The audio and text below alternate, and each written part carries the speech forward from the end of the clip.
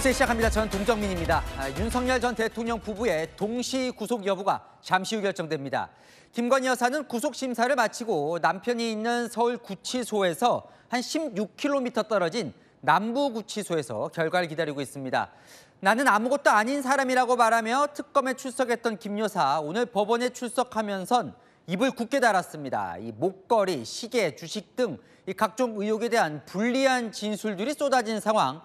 특검은 오늘 구속심사 때 진품과 가품 목걸이를 실제 제시한 것으로 취재가 됐습니다.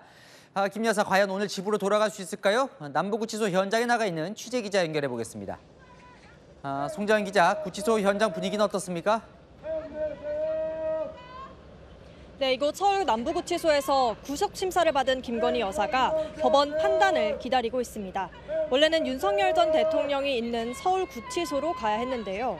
특검이 대기 장소 변경을 요청해 서울구치소에서 직선거리로 약 16km쯤 떨어진 이곳 서울 남부구치소 구인 피의자 대기실에 머무르고 있습니다. 구인 피의자 대기실은 TV와 매트리스, 또 선풍기가 있는 약 2평 남짓한 독방으로 에어컨은 따로 설치돼 있지 않습니다. 김 여사는 구속 전 피의자라 수용복으로 갈아입지 않고 오늘 법원 출석 때 입은 사복 차림으로 법원 결정을 기다리고 있는 걸로 전해졌습니다. 김 여사의 구속 여부는 이르면 오늘 밤 결정될 예정입니다. 자, 김건희 여사가 이 본인의 구속 여부를 결정하는 그 영장 심사 때 무슨 말을 했는지가 궁금하거든요. 네, 오늘 검은 정장 차림으로 법원에 출석한 김 여사는 법원을 오갈 때는 굳은 표정으로 말을 아꼈습니다. 구속 필요성 주장에 대해서 어떤 입장이신가요? 하지만 법정에선 짧게 직접 입장을 밝힌 걸로 전해지는데요.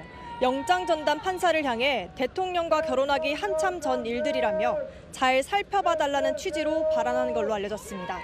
오늘 구속심사에서 특검은 김 여사와 측근들의 증거 인멸 정황을 집중적으로 제시한 반면 김 여사 측은 특검 조사에 성실히 응했다며 도주나 증거 인멸 우려가 없다고 반박했습니다. 지금까지 서울 남부구치소에서 전해드렸습니다. 김건희 여사에게 불리한 진술이 잇따르고 있습니다. 자, 목걸이와 관련해 이 서희건설 회장이 김건희 여사에게 반클리프 진품 목걸이를 사서 전달했다는 자수서를 특검에 제출했습니다. 그 문제의 목걸이와 함께요. 자, 그동안 모조품이었다는 김 여사의 진술과는 전면 배치되는 진술인데요. 특검은 회장 사위의 인사청탁 대가를 의심하고 있습니다. 권경문 기자입니다. 김건희 특검이 서희건설 본사와 회장 집무실 등을 압수수색한 어제, 이봉관 서희건설 회장 측은 특검 측에 김건희 여사가 나토 순방 때 찬 반클리프 목걸이를 줬다고 인정하는 자수서를 냈습니다. 나토 순방 당시 김건희 씨가 착용한 반클리프 앤 아펠 목걸이를 교부한 사실을 인정하는 취지의 자수서를 특검에 제출하였습니다. 김 여사에게 줬다가 돌려받았다며 진품 목걸이도 특검에 이미 제출했습니다. 앞서 김 여사 측은 나토 순방 때 찬 목걸이는 15년도 전에 어머니 선물로 홍콩에서 구매한 가품이라고 주장했는데 특검은 거짓말이라고 보고 있습니다. 김 여사 오빠 장모 집 압수수색 때 발견된 가품 목걸이도 수사 혼란 목적의 바꿔치기로 의심하고 있습니다.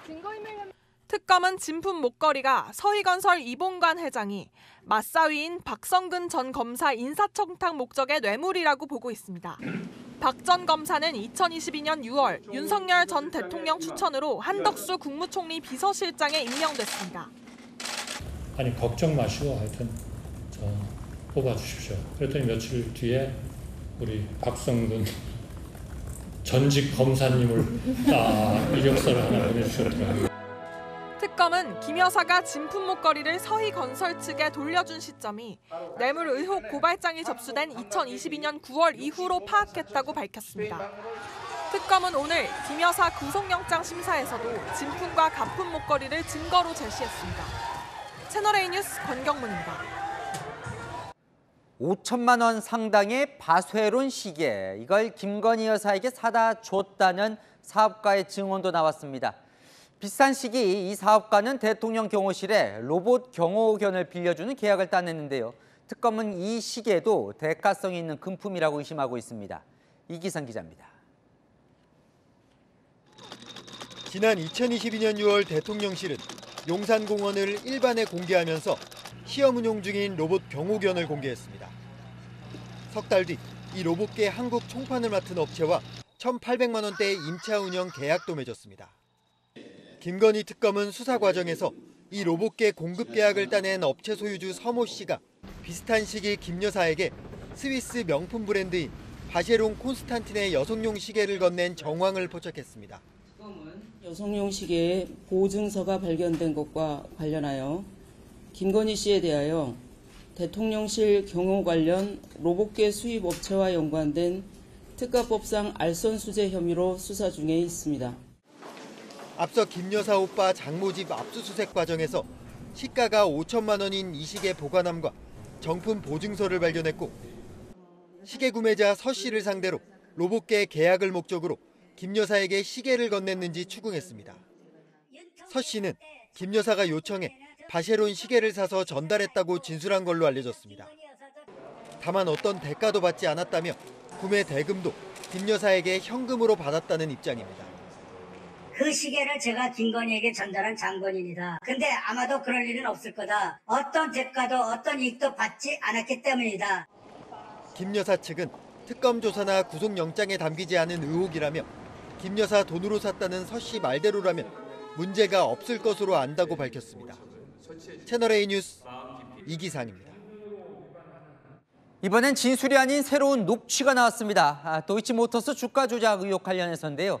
김건희 여사가 증권사 직원에게 자신의 차명 계좌로 도이치 주식을 사라고 지시하는 목소리가 담겼습니다. 특검은 김 여사가 주가 조작을 알고 있었을 유력 정황으로 보고 있는데 김 여사 측은 여전히 불법 거래는 한 건도 없었다는 입장입니다. 송진섭 기자입니다. 특검은 김건희 여사가 지난 2011년 8월 미래에셋증권 직원과 전화로 통화한 녹취록을 확보했습니다.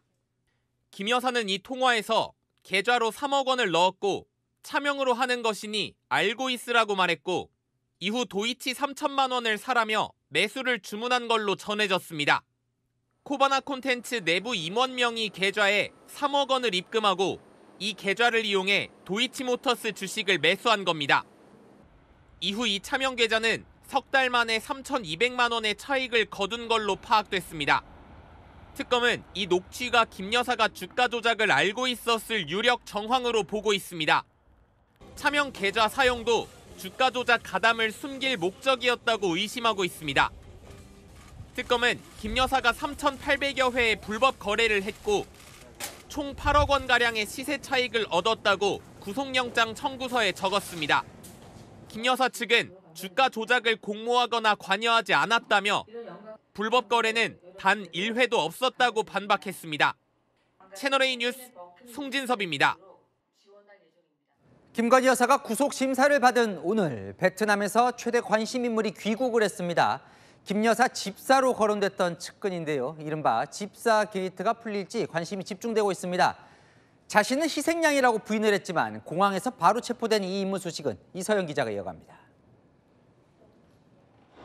김건희 여사 측근으로 알려진 김예성 씨가 수갑을 찬 채 특검 관계자들에게 이끌려 입국장을 빠져나옵니다. 인천국제공항에 도착한 직후 특검에 체포된 겁니다. 그 어떤 불법적이거나 부정한 일에 연루된 바 없습니다. 특검에 최대한 협조하고 성실히 조사받겠습니다. 여권 만료 하루 전 귀국한 김 씨는 특검 사무실로 압송돼 조사를 받을 예정입니다. 김 씨는 김건희 여사와의 친분을 내세워 자본 잠식 상태인 김 씨 관련 사업체에 기업들이 184억 원을 투자하도록 했다고 의심해왔습니다. 특검은 투자금 중 46억 원가량을 김 씨 아내가 임원을 지낸 법인으로 빼돌렸고 일부가 김 여사에게 흘러 들어갔을 가능성도 수사 중입니다. 김 씨는 사실무근이라고 반발하고 있습니다. 김 씨는 김 여사 덕분에 혜택을 받기는커녕 수도 없이 수사기관에 불려가 조사받았다며 오히려 희생양이 된 것은 바로 나라고 주장했습니다. 김 여사에게 투자 이익을 공유했다는 의혹도 사실이 아니라고 주장했습니다. 수사 회피 목적의 해외 도피라는 특검의 비판에 대해서도 자녀와 함께 가는 도피가 어디 있냐며 사업 목적의 출국이었다고 반박했습니다. 특검은 김 씨를 조사한 뒤 구속영장 청구 여부를 검토할 계획입니다. 채널A 뉴스 이서영입니다. 안은 기자, 법조팀 유준 기자 나와 있습니다. 참 특검이 찾아 헤맸었던 그 나토 순방 때 김건희 여사가 찾던 그 목걸이, 그 진짜 목걸이가 나타난 거예요. 네, 맞습니다. 어제 김건희 특검이 서희건설 본사를 압수수색했거든요. 그런데 여기서 6천만 원 상당의 반클리프 목걸이 진품을 확보했습니다. 지난주 김 여사에 대한 구속영장을 청구할 때만 해도 특검은 가품만 확보한 상태였거든요. 그런데 구속심사 하루 전날 극적으로 구속 여부를 좌우할 수도 있는 이 물증을 확보한 겁니다. 특검팀은 오늘 영장 담당 판사에게 진품과 가품 목걸이를 함께 보여줬는데요. 진품은 서희건설에서, 또 가품은 김 여사 오빠의 장모 집에서 확보하게 된 경위도 자세하게 설명을 했습니다.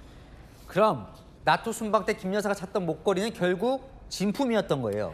네, 그렇습니다. 어제 특검이 진품 목걸이와 함께 확보했던 것 하나 더 있습니다. 바로 이봉관 서희건설 회장의 자수서인데요. 순방 때 찾던 이 진품 반클리프 목걸이를 김 여사에게 준 게 내가 맞다, 이런 취지로 자수한 겁니다. 자수라고 하면 다 인정을 했다는 얘기인데 목걸이를 주고받는 정황까지요. 네, 그렇습니다. 서희건설이 이 진품 반클리프 목걸이를 구매했던 시기, 지난 2022년 3월입니다. 윤석열 대통령 당선 이후인데요. 김 여사가 나토 순방을 간 시점은 석 달 뒤인 2022년 6월 28일이었고요. 그 사이에 이 목걸이가 김 여사에게 전달된 거죠. 순방 3개월 뒤 김 여사가 공직자 재산 신고에 이 목걸이를 누락했다면서 고발을 당하는데, 이 고발 이후에 김 여사가 목걸이를 이 회장 측에 돌려줬다고 합니다. 그리고 이 회장 측 이걸 지금까지 보관해 왔었던 겁니다. 이 부분이 주목되는 건데, 김 여사는 최근까지도 그 목걸이가 가품이라고, 모조품이라고 얘기를 했었잖아요. 그럼 결과적으로는 거짓말이었던 겁니까? 네, 그렇습니다. 그래서 김 여사 해명의 신빙성이 상당히 크게 떨어진 상황입니다. 그것도 이 구속 여부가 달렸던 바로 오늘 진품 목걸이, 또 회장의 자수서 존재가 드러났기 때문이죠. 김 여사는 그간 지인에게 빌렸다, 또 어머니 선물용으로 모조품을 샀다, 해명도 계속해서 바뀌어왔거든요. 특검은 이렇게 진품이 따로 있는데도 모조품이 발견된 것 자체가 구속 필요성을 보여준다는 입장입니다. 이 김 여사가 수사를 방해하거나 또 증거를 인멸하려고 가품으로 바꿔치기 했을 가능성이 높다는 겁니다. 특검이 그 진품 목걸이를 오늘 법정에서 내보였다는 거고, 그 자리에는 김건희 여사도 있었다는 거잖아요. 그럼 김 여사가 보면 상당히 당황했을 것 같기도 했는데 현장 반응 어땠습니까? 네, 그렇습니다. 오늘 김 여사 구속심사 마치고 나왔을 때를 보면 참 바닥만 바라보면서 어두운 표정으로 걸어 나왔는데요. 김 여사 측에 물어보니까 오늘 김 여사가 법정에서 짧게 신상 발언을 하긴 했는데 이때 목걸이 관련 언급은 없었다고 하고요. 변호인들에게 구속 가능성 어떻게 보냐 이렇게 물어봤더니 결과는 다 받아들일 거다, 여사도 다 각오하고 왔다면서 체념한 듯한 반응을 보였습니다. 다만 이 부분이 변수인데요. 영장 판사가 특검이 목걸이를 제시하니까 영장에 포함되지 않은 별건 아니냐, 이런 반응을 보였다고 합니다. 근데 이건 뭐예요? 그러니까 목걸이에 대해서 명품 시계 의혹이 또 추가로 나왔어요? 네, 역시 2022년입니다. 이 김 여사가 정가 5,400만 원짜리 이 스위스제 명품 시계를 받았다는 의혹인데요. 이번에는 시계 구매자가 이 의혹이 나오자마자 내가 대리구매해서 준 게 맞다, 이렇게 시인까지 해버렸습니다. 이 시계 구매자는 용산 대통령실에 배치됐었던 로봇 경호견 한국 총판업체 소유주 서모 씨였는데요. 이 서 씨가 시계를 산 다음에 김 여사에게 시계 대금을 현금으로 받았다고 주장하고 있습니다. 그런데 이 돈의 흐름에 대한 설명이 명확치가 않습니다. 김 여사에게 시계 구입 대금 전부를 받았는지 아니면 일부만 받았는지 확실히 밝히지 않고 있습니다. 어쨌건 김 여사 측은 그 사람이 그냥 자기 돈을 사서 준 게 아니라 시계 대금을 준 거니까 문제 없지 않냐, 이렇게 얘기를 하고 있는 거죠, 지금. 네, 그런데 제가 지금 이 시계 가격이 5,400만 원이라고 말씀을 드렸잖아요. 그런데 서 씨가 실제 구매했던 가격은 3,500만 원이었다고 합니다. 이 서 씨가 VIP 회원이라서 2천만 원 가까이 저렴하게 산 건데요. 법조계에 물어보니까 서 씨가 김 여사 돈으로 설령 시계를 샀다고 하더라도 이 싼 값에 대신 사준 덕분에 김 여사가 이득을 봤다고 한다면 법적으로 문제가 될 수 있다는 반응이었습니다. 김 여사 입장에서는 오늘이 참 사면 초과인 상황입니다. 네, 안은 기자, 유준 기자 살펴봤습니다. 대통령의 어제 사면 후 폭풍이 거센 정치권 소식으로 이어갑니다. 국민의힘과 개혁신당이 대통령이 초대한 광복절 국민 임명식에 불참하기로 결정했습니다. 민주당도 내란 세력과는 함께할 수 없다고 나서면서 강대강 충돌은 더욱 격화되는 분위기입니다. 남영주 기자입니다. 국민의힘과 개혁신당이 광복절에 진행되는 국민 임명식 행사에 참석하지 않기로 했습니다. 이번 광복절 특별 사면 대상에 조국 전 대표와 윤미향 전 의원이 포함된 데 항의하는 차원입니다. 광복절 같은 국경일을 본인의 취임식 행사로 만들어버리는 것은 경우에 맞지 않고 특히 이번에 광복절에 어울리지 않는 인사의 사면 등으로 논란이 많아가지고 개혁신당은 그에 대한 우려를 저녁 행사에 대한 불참으로 표현하려고 합니다. 개혁신당 관계자는 광복절 사면을 반대하는데 이재명 대통령의 취임식에 굳이 박수를 쳐줄 이유가 없지 않느냐고 밝혔습니다. 국민의힘도 조국 전 대표의 고향인 부산에서 비대위 회의를 열었습니다. 이재명 정권 2달이 지나면서 오만과 독선, 일당 독재의 광기만 보입니다. 이재명 정권의 개국 공신인 개딸들을 위한 개딸들에 의한 개딸들의 특별 사면 조치가 아닌가 생각합니다. 민주당은 국민 임명식 불참은 내란 세력 눈치만 보고 있다는 자백이라고 맞불을 놨습니다. 아직까지도 국민의힘은 그 기본과 상식을 찾지 못한 내란의 그 영향에서 빠져나오지는 못하고 있다. 국민의힘 해산을 주장하는 정청래 민주당 대표는 야당이 반대하는 사법개혁과 관련해 저항에 밀려서 좌고우면하지 말라며 당내 특위 위원들을 독려했습니다. 채널A 뉴스 남영주입니다. 곧 풀려나는 조국 전 대표를 둘러싸곤 조국혁신당과 민주당 간의 신경전도 감지가 됩니다. 조국혁신당은 조 전 대표의 11월 대표직 복귀 그리고 이후 선거 출마 시나리오를 그리지만 민주당에선 조 전 대표 출마에 부정적인 이야기들이 나오고 있습니다. 정현주 기자입니다. 사면 발표 다음 날 의원총회를 소집한 조국혁신당은 모처럼 활기찬 모습이었습니다. 조국호의 선장이 돌아옵니다. 조국 전 대표는 11월쯤 당 대표직에 복귀할 것으로 보입니다. 내일 당무위원회에서 내년 7월 전당대회를 앞당기는 안을 논의합니다. 당 관계자는 10월 국정감사가 끝난 뒤 11월에 전당대회를 치를 수 있을 것이라고 말했습니다. 대표직 복귀 후 지방선거를 진두지휘할 전망입니다. 조국혁신당 2.0 시대를 열고 지방선거 전략 수립에 본격 착수할 것입니다. 조 전 대표 선거 출마를 기정사실화하는 혁신당과 달리 민주당에선 출마를 견제하는 목소리가 이어졌습니다. 국민들의 정서를 좀 더 냉정하게 판단하신다면 어떤 더 적극적인 행보는 어렵지 않을까. 당대표 복귀가 제일 먼저 이루어질 것 같고 그렇다면 당대표직을 하려면 자치단체장은 좀 맞지 않죠. 합당을 두고 신경전도 벌였습니다. 박지원 민주당 의원은 내년 지방선거 전 합당이 이뤄질 것이라고 했지만 김선민 혁신당 대표 권한대행은 섣부른 추측성 예측이라며 선을 그었습니다. 조국혁신당 관계자는 조 전 대표의 역할은 민주당이 아닌 우리가 결정할 일이라고 경계했습니다. 채널A 뉴스 정연주입니다. 국민의힘 지도부는 오늘 열린 전당대회 부산연설회에 전한길 씨 출입을 금지했죠. 전한길 전당대회가 되지 않도록 현장에선 출입 통제가 강화됐는데 이 곳곳에서 소동이 이어졌습니다. 손인혜 기자가 그 현장을 다녀왔습니다. 국민의힘 전당대회 합동연설회가 열린 부산 백스코 건물 앞. 일일이 신분증을 확인하며 입장 팔찌를 나눠줍니다.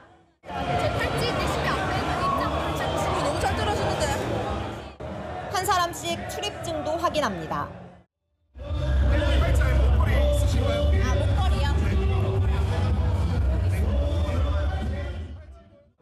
출입 관리가 강화되면서 연설회장으로 들어가는 줄이 이렇게 길게 늘어서 있습니다. 전한길 씨가 첫 합동연설회에서 취재진 출입증으로 입장해 소란을 피운 사태 이후 출입 관리를 강화한 겁니다. 사전 신청이 완료된 언론인만 취재가 가능하다는 공고문도 곳곳 붙어 있습니다. 출입증을 확인받고 건물 안으로 들어왔습니다. 여기 보시는 것처럼 출입증에 각 언론사마다 부여된 번호가 적혀 있습니다. 지난주 첫 합동연설회 때 비표엔 없었던 겁니다. 곳곳 실랑이도 포착됩니다. 불러 나가시면 안 돼요. 안 된다고요. 다른 사람 다 들고 갔잖아요. 안 돼요. 연설회장 안. 전환길 생각은 뭐죠? 김근식 최고위원 후보가 입장부터 전씨를 거론하자 야유가 쏟아집니다.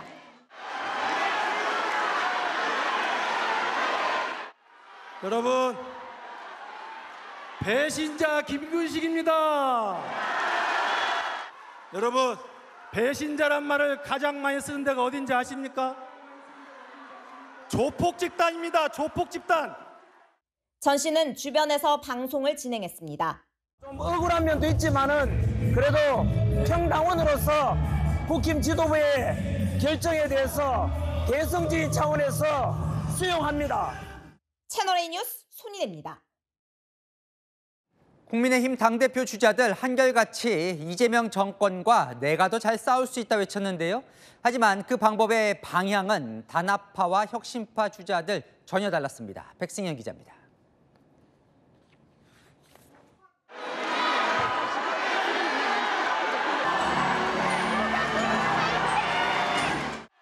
국민의힘 조경태 당대표 후보가 등장하자 야유와 맞불 응원으로 연설회장이 가득 찹니다. 조 후보가 윤석열 전 대통령과의 절연을 강조하자 분위기는 더 뜨겁게 달아오릅니다.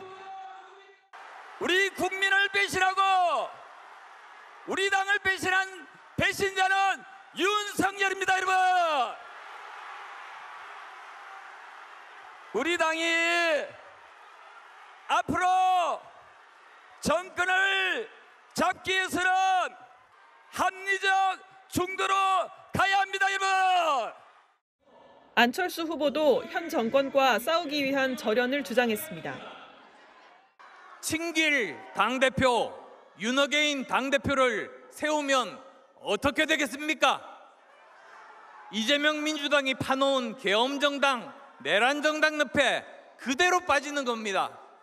단합파 후보들은 내부 총질이 아니라 이재명 정권과 싸워야 할 때라고 주장했습니다. 우리는 싸워야 합니다.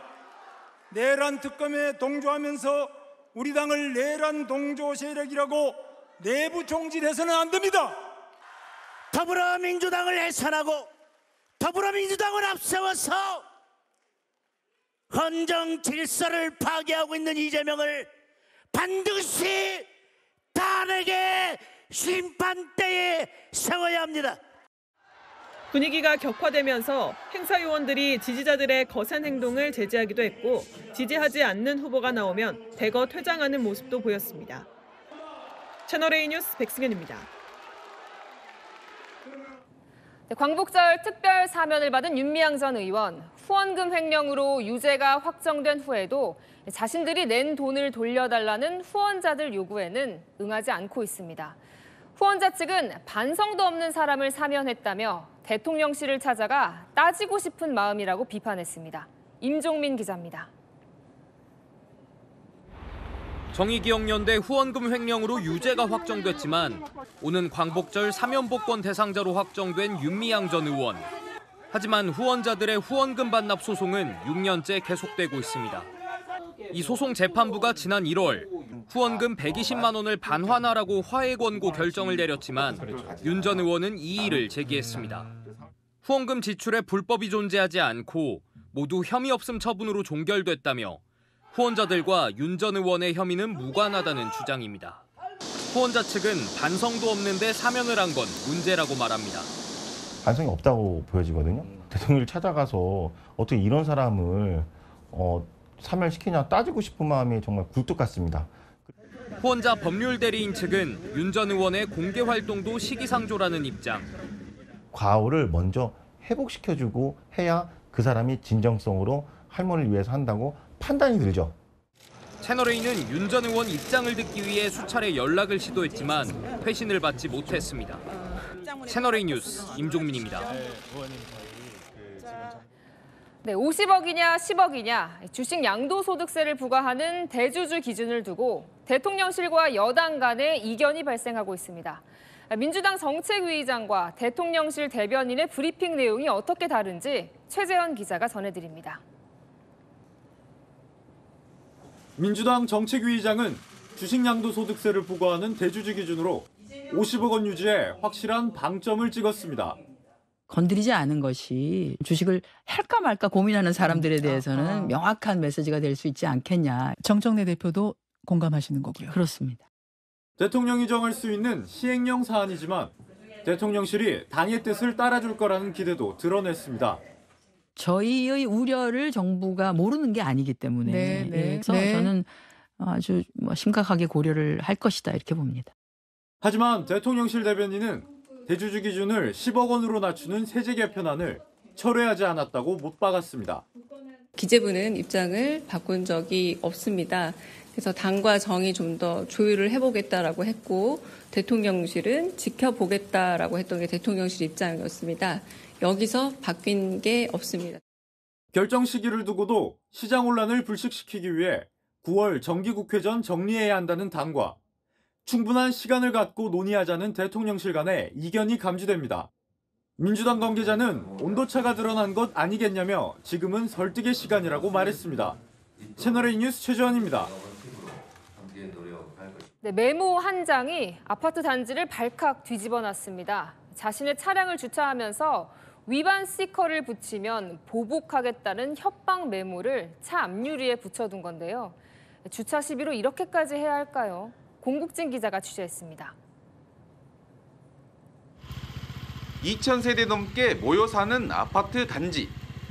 지상에 세워놓은 차량 앞유리창에 쪽지가 놓여 있습니다.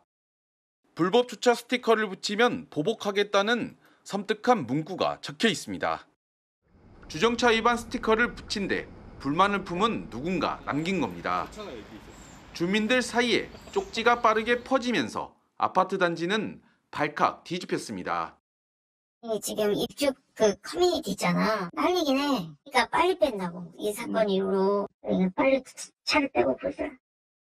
이 아파트는 지하 주차장만 운영 중인데 주차난 해소를 위해 밤 시간 한시적으로 지상 주차를 허용하고 있습니다. 이후에도 계속 지상에 주차 중인 차량에 주정차 위반 스티커를 부착하는데 사단이 난 겁니다. 협박 쪽지는 국민신문고까지 접수됐고 수사에 나선 경찰은 이 아파트 입주민인 20대 남성 A씨를 검거했습니다. 부인하던 A씨는 끝내 자신이 쓴 게 맞다고 시인했습니다. 그거는 사실 인정하고 그 스티커를 자꾸 붙이니까 화가 나서 그랬다고 반성에 잘못했다고. 경찰은 협박 미수 혐의로 불구속 입건했습니다. 채널A 뉴스 공국진입니다. 반려견을 키운다면 기본적인 에티켓 지키는 것 필수죠. 그런데 어느 시민들이 공원 벤치에서 강아지 털을 깎은 뒤 뒤처리도 않고 그냥 자리를 떴습니다. 무단 투기로 처벌받을 수 있습니다. 조현진 기자입니다. 흰색 강아지가 공원 벤치에 올려져 있습니다. 여성이 움직이는 강아지를 붙잡는 동안 남성은 다리 부위에 연신 가위질을 합니다. 잘려나간 털이 흩날리고 가위에 묻은 털을 털어냅니다. 개털을 자르는 걸 본 주민. 이들이 떠난 뒤 현장을 둘러봤습니다. 그런데 잘려나간 개털이 그대로 방치돼 있습니다. 양심적으로 좀 치우고 갔나고 가보니까는 그 주변에 개털 그냥 다 그대로 놔두고 그냥 갔더라고요. 남을 배려할지 모르고 보기 싫었어요. 남녀가 개털을 깎은 벤치입니다. 현장엔 개털 일부가 그대로 남아 있습니다. 쓰레기를 무단 투기하면 10만 원 이하 벌금이 부과됩니다. 공원 등 공공장소에서 무단 투기는 더 무거운 처벌을 받을 수 있습니다. 폐기물관리법 위반의 가능성도 있습니다. 이 경우 폐기물관리법은 100만 원 이하의 과태료를 규정하고 있으므로 굉장히 조심하셔야 됩니다. 반려동물 인구 1000만 시대에 걸맞는 책임 있는 자세가 필요해 보입니다. 채널A 뉴스 조현진입니다. 네, 어젯밤 경기 군포에서 수천 세대가 정전 피해를 입었습니다. 주민이 엘리베이터에 갇히기도 했는데요. 마을버스가 변압기를 들이받은 탓이었습니다. 오세정 기자가 보도합니다. 마을버스가 범퍼와 유리창이 깨진 채 인도 위에 걸쳐져 있습니다. 어젯밤 10시 30분쯤 지상 변압기를 들이받은 겁니다. 이 사고로 버스 승객 2명이 다쳤습니다. 버스는 지하차도 옆 도로를 달리다가 변압기를 들이받았는데요. 부서진 유리 조각 등 흔적이 현장에 그대로 남아 있습니다. 사고 직후 주민이 찍은 영상에는 변압기가 파손되면서 노란색 섬광이 번쩍하고 튀는 모습이 담겼습니다. 변압기 파손 여파로 주변 아파트 2,200여 세대의 전기가 끊겼습니다. 소방 당국에는 엘리베이터에 갇혔다는 신고가 접수됐습니다. 가로등도 꺼져 있었고 그다음에 신호등도 꺼지고 아파트 다 새까맣게 해서 전력 공급은 1시간쯤 뒤에 재개됐습니다. 경찰 조사 결과 40대 버스 운전자는 음주나 약물을 복용한 상태는 아니었습니다. 경찰은 피로 때문에 사고가 난 걸로 보고 교통사고 특례법 위반 혐의로 운전자를 입건했습니다. 채널A 뉴스 오세정입니다. 네, 바가지 논란으로 비난을 받았던 울릉도 군수가 직접 사과하며 다 고치겠다고 했었죠. 정말 달라졌을까요? 현장 카메라팀이 5박 6일간 울릉도에 머물며 샅샅이 살펴봤습니다. 최다한 기자입니다. 깐깐한 소비를 하는 저에게 이런 취재는 정말 딱입니다. 이곳에서의 5박 6일, 관광객의 마음으로 제대로 따져볼 생각입니다. 일단 방을 잡았는데 시작부터 황당합니다. 수건인데 보니까 곳곳에 좀 얼룩이 있더라고요. 이런 식으로 이거를 좀 바꿔야겠습니다. 일단 말씀드리고 좀 바꿔보도록 할게요. 4장 중에 3장이 다 이렇게 빠른 거 맞아요. 빠른 거 맞아요. 근데 이거 너무 심해가지고 내가 더 닦아드릴게요. 네. 올라가시죠. 얼룩이 가고 구멍이 왔습니다. 수건을 바꿔왔는데 여기 보니까 구멍이 큼지막하게. 사장님 계시나요? 아, 저 404호인데요. 아니, 빵꾸가 뚫려가지고 수건이. 네. 3일차 숙소. 에어컨에 보이는 이 거뭇한 것들은 뭘까요? 에어컨에 곰팡이가 엄청 잔뜩 껴가지고. 곰팡이가요? 네. 그러면은 202호로 갔어요. 옮긴 방에서는 곰팡이 가루가 바닥에 떨어집니다. 얼른들 닦여야지. 근데 여기 안 닦였잖아요. 검정색 엄청 많은데. 손 안 닦는 어쩔 수 없는 게요. 여기 손 닿잖아요, 방금. 그러니까 손 닦는데 당장 닦아야 된다니까. 근데 안 닦여가지고. 아니 좀 닦는다 그랬잖아요. 아니, 화내시는 거예요? 취재진은 6일 동안 16곳의 식당도 돌았습니다. 12만 원짜리 모듬 회에는 이런 게 박혀 있었습니다. 그 머리카락이 떨어진 상태에서 타월로 이제 짠 거지. 좀 된 거 같은데, 뭐. 어떻게? 못 먹겠어요?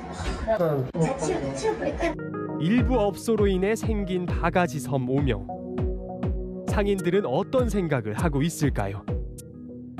친절한 부분들도 진짜 굉장히 한 80~90%는 친절한데 그런데 그 한두 습관 때문에 울릉도가 전체가 매료되는 건 좀 없었습니다.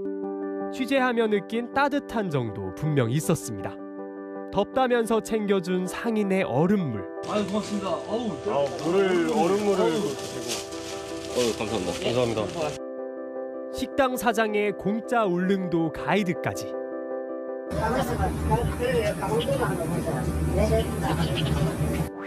더 좋은 울릉도를 위해 6일간의 취재 기록을 전했습니다.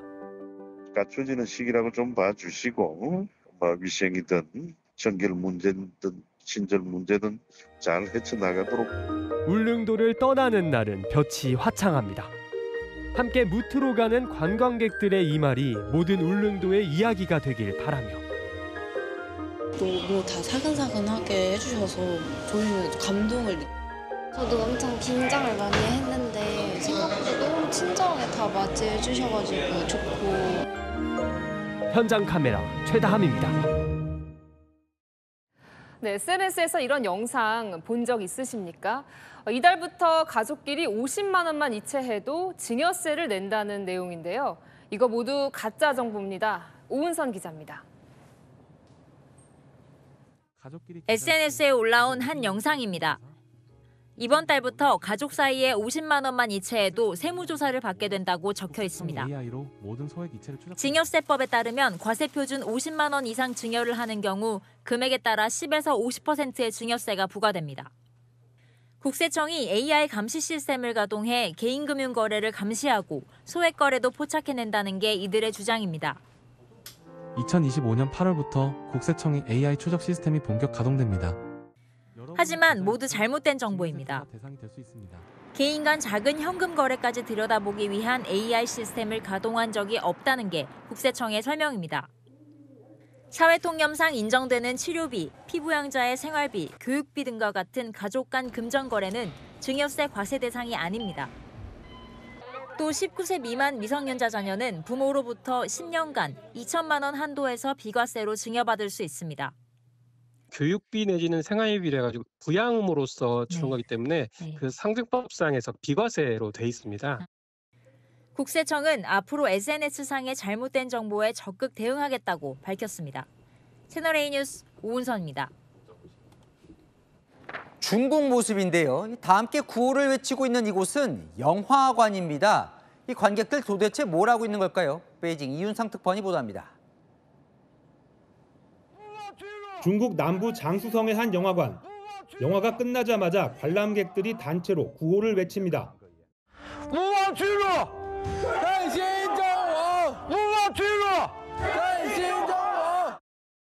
중국 허난성의 한 영화관에서도 관객들이 미리 준비한 듯 중국 국기를 꺼내 흔들고 반일 선서도 합니다.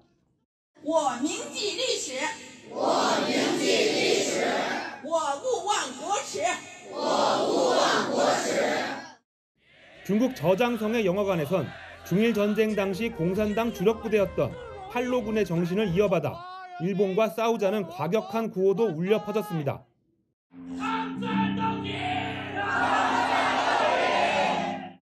모두 1937년 일본군의 난징 대학살을 다룬 영화를 보고 마치 계획한 듯 반일 감정을 드러낸 겁니다.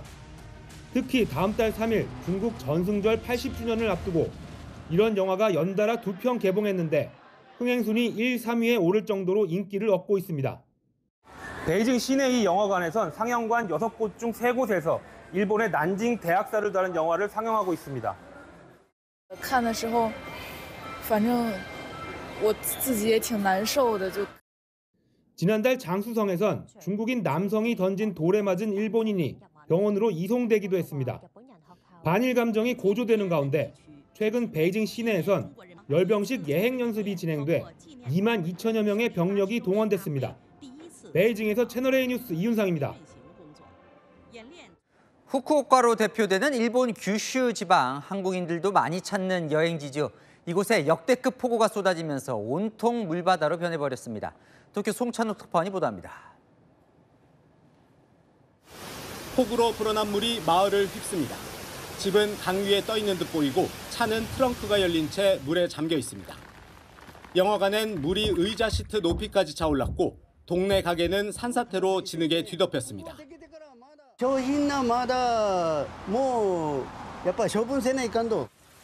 온천 관광지로 유명한 일본 규슈 구마모토의 폭우 피해 현장입니다. 도쿄, 오사카와 함께 한국인 관광객들이 많이 찾는 후쿠오카에서도 기록적인 폭우가 쏟아졌습니다. 도로는 성인 무릎 높이까지 물에 잠겼고 버스 안에도 빗물이 들어찼습니다. 제가 일본에서 산 지 45년쯤 됐거든요. 이번에 2번째로 많은 비가 내린 것 같습니다. 지난 8일부터 사흘간 규슈 남단 가고시마에서 575mm의 물폭탄이 쏟아진 데 이어 후쿠오카, 구마모토, 나가사키 등에도 많게는 600mm가 넘는 폭우가 이어졌습니다. 비구름이 줄지어 늘어서 띠를 형성한 뒤 정체하는 선상 강수대의 영향입니다. 일부 고속도로와 철도 운행이 통제됐고요. 우리 관광객들이 발이 묶이는 경우가 좀 있었습니다. 일본 기상청은 비가 그치더라도 지반이 약해진 지역에선 산사태가 발생할 수 있다며 주의를 당부했습니다. 도쿄에서 채널A 뉴스 송찬욱입니다. 일본뿐 아니라 미국, 멕시코에도 물폭탄이 떨어졌습니다. 또 포르투갈에선 산에서 불길이 소용돌이치는 기현상이 관측됐습니다. 문예빈 기자입니다. 나무 계단이 물살에 휩쓸려 금방이라도 부서질 듯 흔들립니다. 차들은 물속에 잠겨 지붕만 간신히 보입니다. 반쯤 잠긴 주택 주변은 잔해더미들이 떠다닙니다. 최근 미국 위스콘신주 밀워키에서 하루 만에 360mm가 넘는 폭우가 쏟아져 2008년 이후 이 지역 최고치를 기록했습니다. 인명피해는 없었지만 약 3천 가구에 정전이 발생했습니다. 현지 당국은 이번 주 내내 비가 이어질 것이라며 추가 피해를 우려했습니다. 지하철 내부로 물이 밀려들고 차들은 보트처럼 떠다닙니다. 거리는 사람 허리 높이까지 물에 잠겼습니다. 현지 시각 그제 멕시코의 수도 멕시코시티에서도 올 들어 최대 폭우가 쏟아져 일부 지역에서는 강수량이 500mm에 이르렀습니다. 대피주의보가 내려지고 수십 편의 항공기가 줄줄이 취소되는 등 피해가 잇따랐습니다. 산불 현장에서 한 줄기 불길이 솟아오르더니 뱀처럼 가느다랗게 하늘로 이어집니다. 현지 시각 9일 포르투갈에서 포착된 불 소용돌이 현상입니다. 포르투갈에선 동시다발적 산불로 최소 17명이 다쳤는데 당국은 여전히 진화 작업을 이어가고 있습니다. 채널A 뉴스 문예빈입니다. 상상 속 일들이 어디까지 현실이 될까요? 중국 로봇 업체가 세계 최초로 임신 로봇을 개발 중이라고 합니다. 난임 부부에게 도움이 될 거란 반응과 함께 윤리적 문제를 지적하는 목소리도 나옵니다. 김정근 기자가 보도합니다. 로봇 뱃속에 태아가 있고 여성은 실험실 밖에 있습니다. 대리 임신 로봇을 상상해 인공지능 AI로 만든 영상이지만 조만간 현실이 될 수 있다는 관측이 나옵니다. 현지 시각 어제 중국의 한 로봇 업체가 1년 내 대리 임신 로봇 시제품을 공개한다는 보도가 나왔습니다. 为了满足现在一些年轻人不想怀孕，又想要孩子。 현지 매체에 따르면 인공 자궁과 인큐베이터를 로봇 안에 넣는 방식으로 로봇 복부에서 직접 수정이 가능할지가 관건입니다. 한 대 가격이 우리 돈 1,900만 원 정도인데 중국 난임 부부에게 희망이 될 것이라는 기대와 함께 인간 윤리에 반한다는 우려도 나오고 있습니다. 주황색 옷을 입고 십자가에 매달린 사람, 바로 도널드 트럼프 미국 대통령입니다.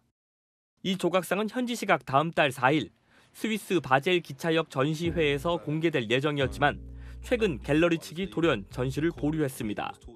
현지 시각 7일 미국이 스위스에 39% 고율 관세를 부과하기로 한 것과 연관이 있다는 관측이 제기된 가운데 갤러리 측은 그런 추측은 모욕적인 일이라고 일축했습니다.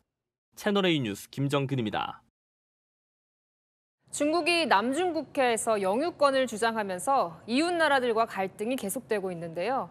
그런데 이번엔 중국 함정들이 필리핀 함선을 무리하게 쫓아내려다 자기들끼리 충돌했습니다.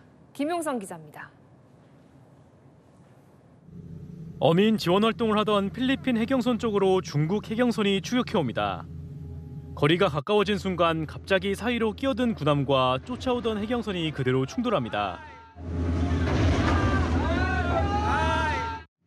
충돌의 여파로 군함에는 커다란 구멍이 생겼고 해경선은 앞부분이 완전히 부서졌습니다. 충돌한 두 배 모두 중국 측 함선입니다.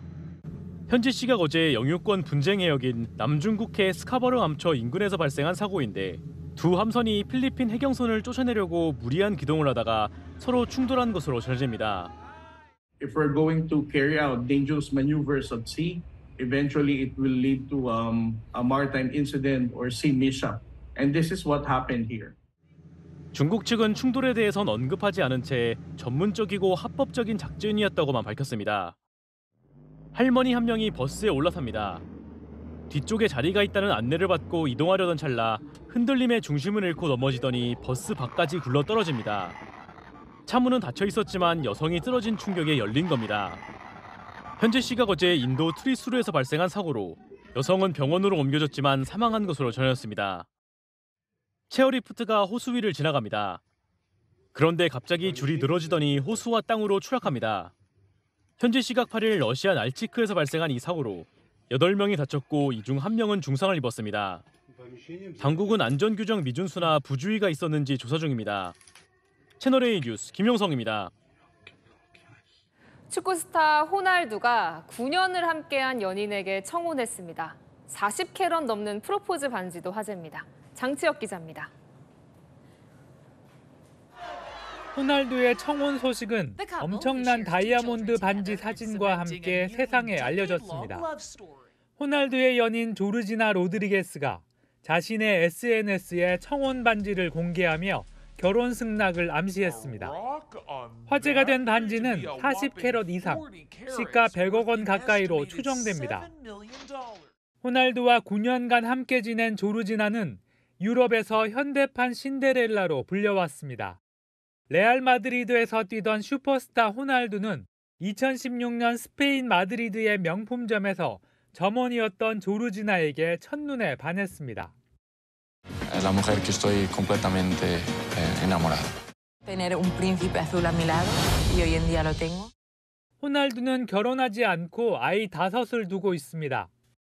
첫째 아들 호날두 주니어는 2010년 유전자 검사로 친부가 확인되자 양육권을 가져왔습니다. 2017년에 대리모로 아들과 딸 쌍둥이를 얻었고 연인 조르지나로부터는 딸 둘을 낳아 함께 키워왔습니다. 1조 2천억 원 넘는 재산을 가진 호날두가 나이 40이 넘자 드디어 결혼을 결심한 겁니다. 채널A 뉴스 장치혁입니다. 네, 곱슬머리를 퍼주는 매직펌. 비용과 시간을 절약하려고 셀프 매직약 사는 분 계실 텐데요. 특정 제품을 썼다가 머리카락과 두피에 이상이 생겼다는 피해 사례가 잇따르고 있습니다. 이다혜 기자가 단독 보도합니다. 머리카락이 뭉텅이로 욕실에 떨어져 있습니다. 셀프 매직 스트레이트 약을 사용한 뒤 머리카락이 녹아버린 겁니다. 말려보니까 머리가 탄 듯이 끝이 다 갈라져 있었고 아예 머리가 딱딱해져서 손가락이 들어가지도 않고 그러면서 이제 두피도 화끈거리고. 설명서대로 했는데 벌어진 일이라는 게 피해자 주장입니다. 5분도 안 돼서 감았거든요. 이제 인생 끝났다. 두피에 이상한 게 스며들었을까 봐 119에 신고까지 하려고 했었어요. 제품을 파는 업체 홈페이지에는 비슷한 피해 사례가 수십 건 올라왔습니다. 제품 제조사는 허가된 성분을 사용해 제품에는 문제가 없다며 소비자들의 사용 환경을 전부 통제하기 어렵다고 설명했습니다. 제품을 바르기 전 피부 테스트를 거쳤는지, 정해진 시간만큼 발랐는지 등은 소비자 몫이라는 설명입니다. 판매사 측에도 여러 차례 연락을 취했지만 입장을 듣지 못했습니다. 식약처는 과대 광고 등 위반 사항은 확인되지 않는다면서도 해당 업체 점검을 통해 필요한 조치를 취하겠다고 밝혔습니다. 채널A 뉴스 이다혜입니다. 건강을 위해 물 많이 마시려고 노력하는 분들 많으시죠? 최근 한 전문가가 하루에 2리터 넘게 마시면 해로울 수 있다고 해 혼란스럽다는 분 적지 않습니다. 누구 말이 맞는 걸까요? 김승희 기자가 알아봤습니다. 유명 예능 프로그램에 나온 분석과학자 이계호 교수가 하루에 물 2리터를 마시는 습관은 위험하다고 경고했습니다. 하루에 물을요 2리터를 꼬박꼬박 먹으면 건강에 매우 나빠집니다. 물을 많이 먹으면 죽습니다. 몸속 물의 양이 많아지면 나트륨 농도가 낮아지며 저나트륨 혈증이 발생할 수 있고 심하면 심장마비까지 일으킨다는 겁니다. 시민들은 혼란스럽습니다. 건강에 좋다고 해서 좀 많이 챙겨 먹으려고 상식과 다른 내용이기 때문에 좀 당황스러웠던 건 물을 많이 마시라고 많이 접했는데 어떤 정보가 맞는지 그런 의문이 들긴 합니다. 의료계에선 의학적 근거가 부족한 주장이라고 지적합니다.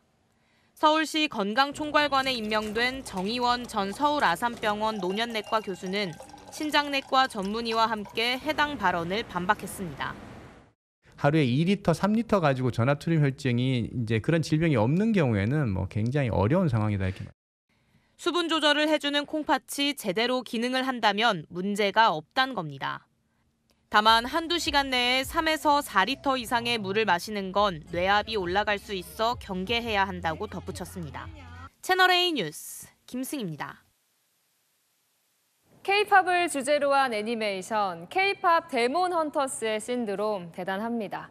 주인공이 부른 노래가 미국 빌보드 차트 정상에 올랐는데요. 김재혁 기자입니다. 애니메이션 속 주인공이 한국어와 영어로 K-팝을 열창합니다.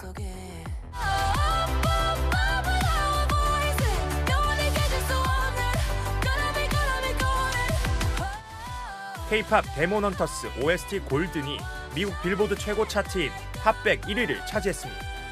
핫백 차트에서 가상 아이돌이 1위를 기록한 것도 여성 가수가 부른 K-팝 곡이 정상에 오른 것도 모두 최초입니다. 겨울왕국도 못한 쾌거로 1993년 알라딘, 2022년 엔칸토에 이은 애니메이션 OST 역대 세 번째 대기록입니다. 골든은 SM엔터 연습생 출신 이재가 작곡했고 한국계 미국인 오드리 누나와 레이 아미와 같이 불렀습니다. 골든은 전주 대비 9% 증가한 3,170만 스트리밍을 기록했습니다. 반복해서 꾸준히 듣고 있다는 건데 말 그대로 열풍입니다. 가수 바다를 비롯해 에일리, 박기영 등 쟁쟁한 여성 디바들이 앞다퉈 따라 부르고 있습니다.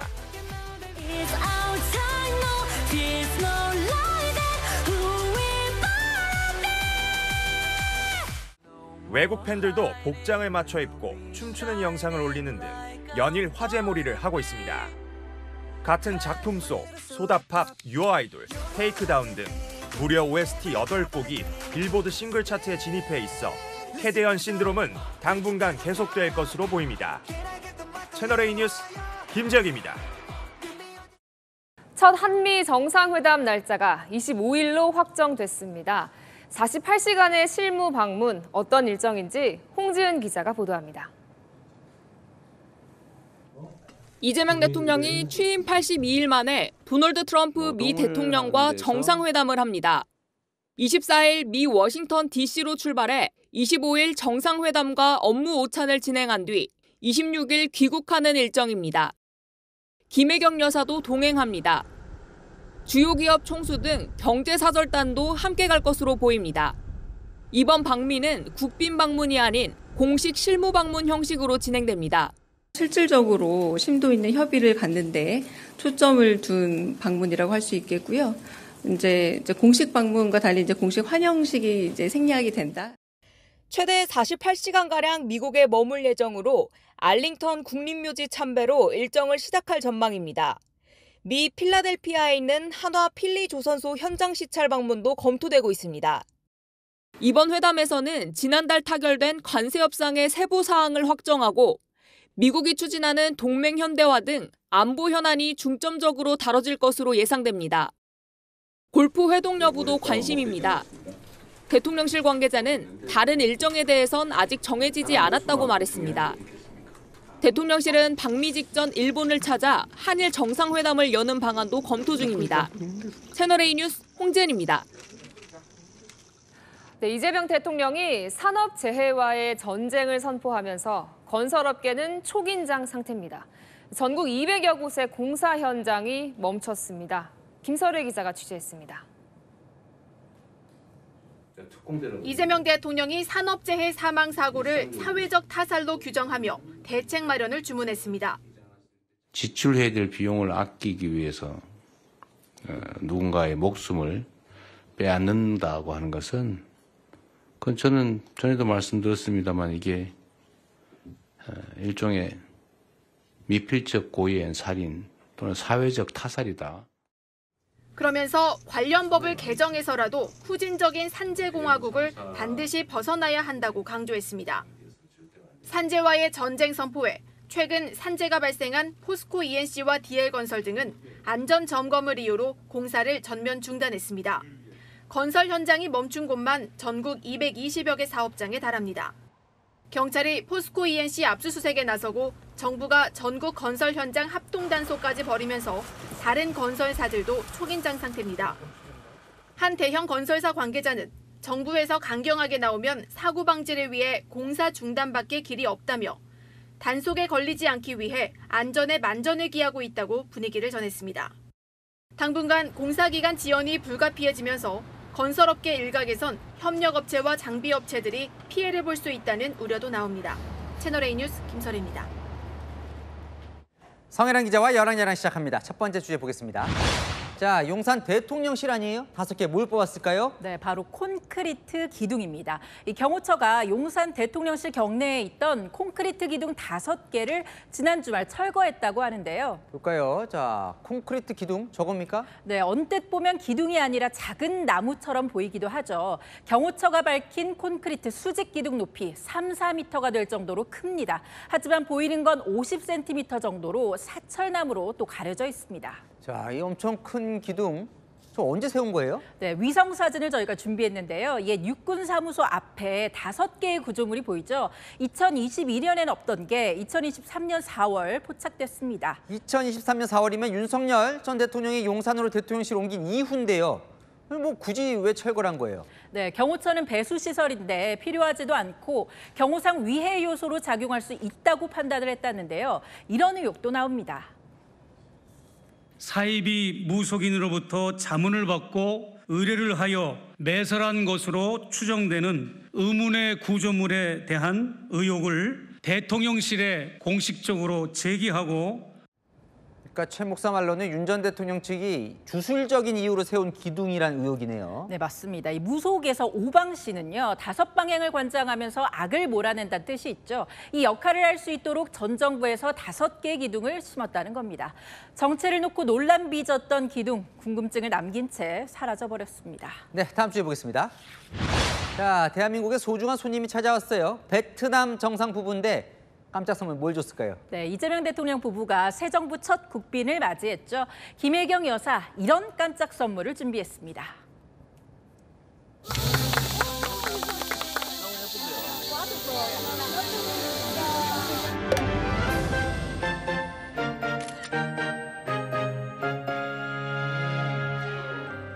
자, 서 기장 부인이 입은 저 파란빛 한복이 선물이군요. 잘 어울리는데요. 네, 푸엉리 여사도 여러 차례 한복이 마음에 든다 이렇게 말했다고 합니다. 네, 저 장소가 청와대 상춘제라고 하던데 오랜만에 봅니다. 네, 최고의 예우를 하기 위해 상춘제를 찾았다는데요. 베트남 정상 부인이 우리 한복을 입었으니 우리도 화답을 해야겠죠. 베트남 악기를 연주했습니다.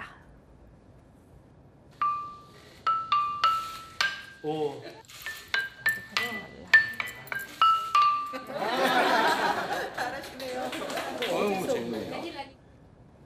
네, 하나 더 보겠습니다. 정청래 민주당 대표가 원로들을 만났던데 무슨 조언을 했을까요? 네, 과격하지는 말라 이런 조언이 나왔습니다. 정청래 대표 취임 뒤 처음 민주당 상임고문단을 만났는데요. 시작은 훈훈했지만 끝까지 들어보라는 우리말이 떠오르더라고요.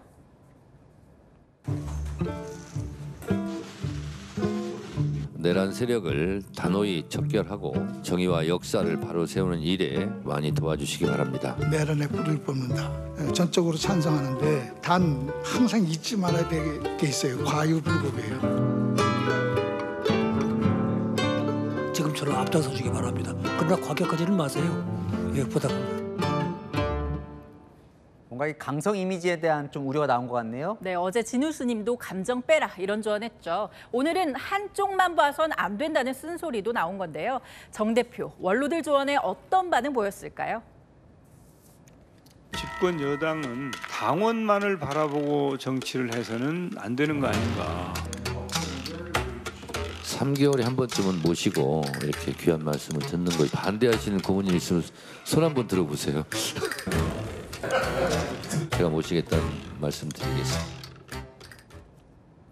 민주당과 정 대표를 위한 원로들의 진심 어린 쓴소리, 자주 귀담아 듣는 게 약이 될 것 같습니다. 네, 지금까지 야랑야랑이었습니다. 정체전선이 차츰 북상하며 내일 전국에 비를 뿌립니다. 주로 중부에 집중되는데요. 이틀간 예상 강수량은 인천과 경기 북부에 최대 150mm 이상, 강원 영서에도 많게는 120mm가 내립니다. 특히 모레 오전까지 중부에 시간당 30에서 50mm가 한 번에 퍼부을 수 있는 만큼 침수 피해 없도록 대비하셔야겠습니다. 남부의 비는 내일 밤이면 대부분 그치겠지만 중부는 광복절인 금요일 오전까지 오락가락하겠고요. 이후로는 뚜렷한 비 예보 없습니다. 비가 오면 기온은 내려가지만 높은 습도로 체감온도는 1에서 3도 정도 더 높겠고요. 주 후반부터는 다시 무덥겠습니다. 밤사이 서울 25도, 부산 26도 등 열대야가 나타나고요. 낮에는 서울 28도, 강릉 29도에 머물겠고 남부는 빗줄기가 약해지며 33도까지 올라 다시 폭염특보가 예상됩니다. 날씨였습니다. 뉴스에 마칩니다. 시청해주셔서 감사합니다.